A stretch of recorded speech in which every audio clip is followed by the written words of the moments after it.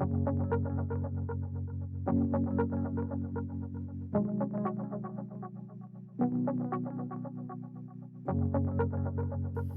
am Alvin, Discipleship and Care Pastor at Stone Church, and over the past 9 weeks or so, we have been doing the series entitled Homegrown, based on the characteristics of the fruit of the Spirit found in Galatians 5:22-23.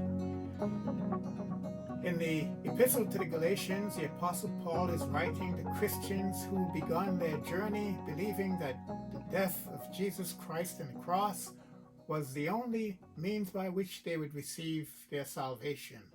But somehow they had been duped into believing that they needed something else. They started believing they needed to strive in their own strength in order to please God. The apostle actually calls them foolish.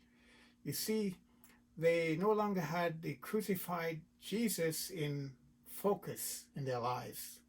In Titus 3:4-5, it says, "But when the kindness and love of God our Savior appeared, He saved us, not because of righteous things we had done, but because of His mercy." The Galatian Christians had been trying to produce fruit totally through their own efforts.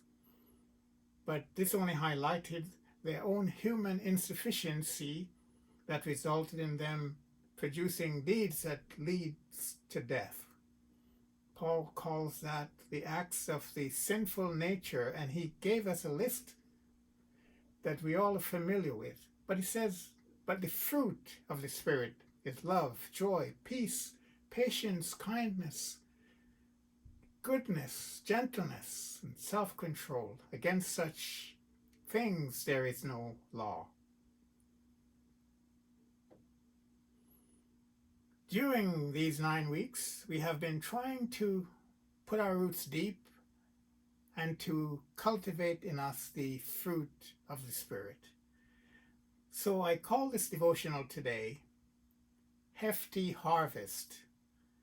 So the question then is this: what has been your yield during these 9 weeks? Would you say you have reaped a hefty harvest or a tiny turnover? In Proverbs 20 and verse 4, the writer says, "A farmer too lazy to plant in the spring will have nothing to harvest in the fall." So have you been cultivating in the spring so that you could reap a hefty harvest in the fall? Like the farmer, we cannot make anything grow. Only God can. Our responsibility is to prepare the soil, to sow the seeds, to provide the nutrients necessary so that come harvest time, we will have a hefty harvest.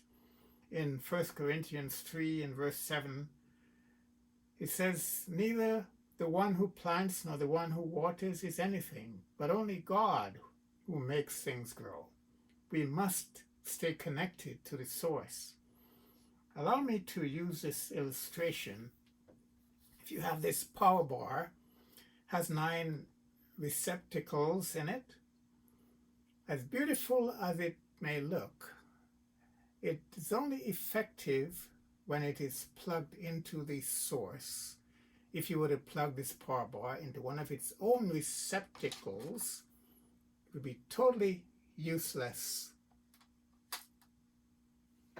So let me ask you, are you going to stay connected to the source? Or are you going to strive in your own strength in order to accomplish these things? So may the Lord bless you and help you to produce a bountiful harvest during these days. Amen.